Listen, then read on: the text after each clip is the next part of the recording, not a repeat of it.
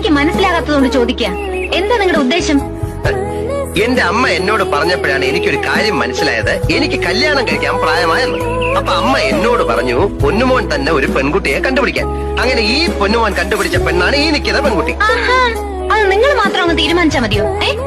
എന്റെ കഥ ഞാൻ എന്റെ ഹൃദയം തുറന്ന് നിന്നെ കാണിച്ചില്ലേ? എനിക്കറിയാം നിനക്കെന്നെ ഇഷ്ടമാണെന്ന്.